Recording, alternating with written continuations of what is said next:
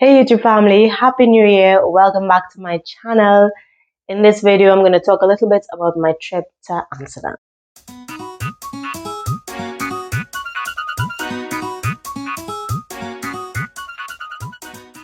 First, I have to apologize for just not being present, not posting any videos in the last couple of weeks. Your girl was sick, as well as my boyfriend was here. So unfortunately for him, he had to deal with sick me. But I think, yeah, we still made a good thing out of the trip, and then we also went to Amsterdam, so that's what this video is about.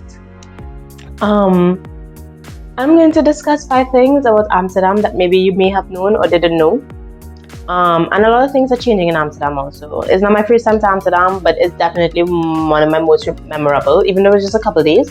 I did things that I never did before, so let's just number one thing about Amsterdam.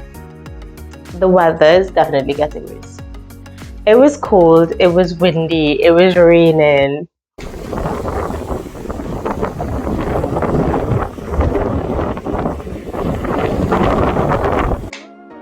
Like, it was so cold, my umbrella was destroyed. I mean, it was so windy, sorry, that my umbrella is completely destroyed. My umbrella just said, no, we're not doing this. Not doing this. I'd rather die. My umbrella is gone. It's just, the weather is global warming is really taking a toll on us. The second thing, in Amsterdam, if you've never been before, a very popular part of Amsterdam is, no, not that. A very popular part of Amsterdam is the red light district. It's very well known. It's this area in Amsterdam where basically you have a lot of sex workers, and they stand in the windows like models or like mannequins basically, and they're gladly dressed, usually in very nice lingerie, and they're selling, well, their product is themselves. And it was very popular. I think the last time I went to Amsterdam a couple of years ago, every window there was a girl, but this time I went, they were so hard to find. And I don't know if it's because everything is just online now. You can literally get all these things online, some of them for free, and also you have the whole OnlyFans era. So it could be several things. Also, probably post-pandemic, people are not so good about touching random strangers for those kinds of things. So it was just, I mean, it was so interesting to see before. So now that it's not there, yeah, it's odd. So you just have this whole red light district area with very few women. Just lots of red lights and lots of people, because obviously everybody's coming to see the woman, but they're not there. So yeah, maybe it's also we went at a bad time. Maybe because of the weather, they decided, you know what? No, I'm not going out. No, I'm not doing it today. And then, third thing about Amsterdam, this one everybody knows. Yes, the cannabis, the marijuana, you know, whatever you'd like to call it. It's a big thing. That's definitely popular. That's definitely not going anywhere. It's there to stay, and it's literally everywhere. My boyfriend and I, we took a quick jump, I would say, to the cannabis museum. We didn't actually do the museum tour.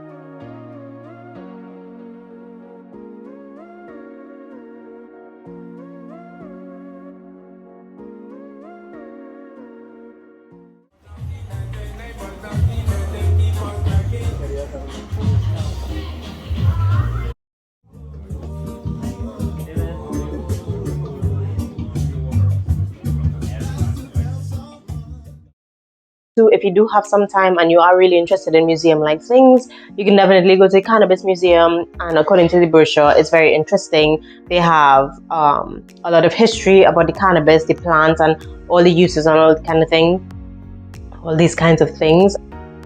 Basically, buy cannabis anywhere in Amsterdam. It's literally available anywhere. You can buy anything you want from it. They literally have everything. You have tea, you have the leaves, the buds itself.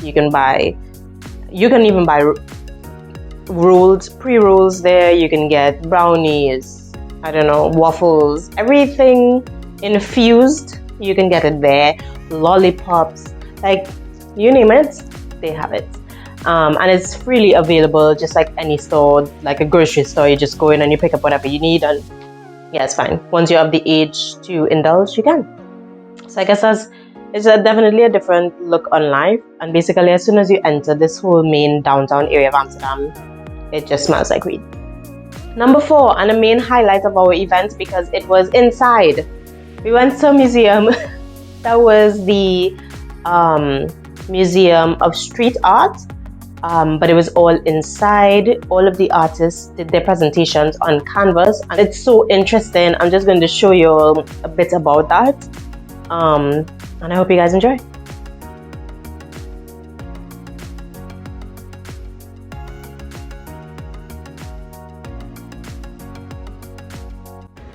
So today we actually came to the Straat, which is the Street Art Museum. I'm not allowed to use my gimbal, so my hands are super shaky. I don't understand why I'm not allowed to use gimbals. I'm very upset about it. But yeah, let's see what it's about. So as I walk you through some of the exhibitions, I'm just going to quote the poster that was directly in front of the entrance as we got into the museum. It was called Quote from the Streets, and the question that was written in bold is: street art inside, still street art? As its name suggests, street art belongs in the streets, so is it possible to have street art on a canvas? How essential is the illegal component to this art form? Isn't street art meant to eventually fade away into the urban landscape? In other words, is street art inside still street art? This is the main question we address in Quotes from the Streets.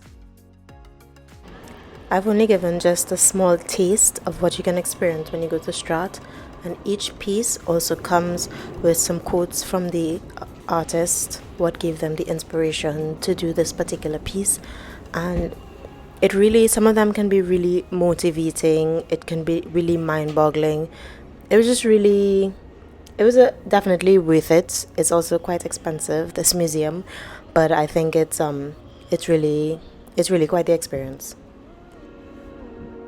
Last but not least, my recommendation on what to eat. There's so many things to eat in Amsterdam, so many different cuisines, so many different cultures.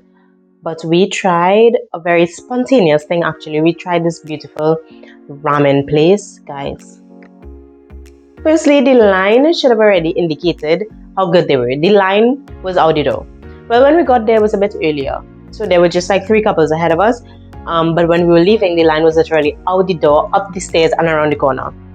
So this ramen place was extremely good, and the wait was 100% worth it. You see, if it is I have to wait in a line and the food will be phenomenal, I'll wait in the line, you know. But I think that was the first time I had ramen, and it was fantastic. And what was really cool is that in this ramen store they also had a cat. And the cat was so friendly, and he would just come to the guests, you know, kind of like to comfort you, snuggle up under you for a bit. I thought that was super cute. Highly recommend if you're in Amsterdam to go to Ramenya. It's literally downtown, just a couple steps away from the main square and also the Cannabis Museum. You literally can't miss it. So yeah, so that was my little trip to Amsterdam last week. We were literally there for like 2.5 days, and it was a great time, even though the weather was terrible. It was a great time. I highly recommend if you guys are in Europe or you're thinking of a place to come to in Europe, KLM has that flight to Amsterdam. Do it. If you see a good price, come over to Amsterdam. It's amazing. 10 out of 10 will recommend. Anyway, guys, that's all I had for you guys in this video. Don't forget to like, comment, and subscribe. And I'll see you guys in the next one. This is Christmas, y'all have a Merry Christmas. This is Christmas, as we drink, they go Christmas.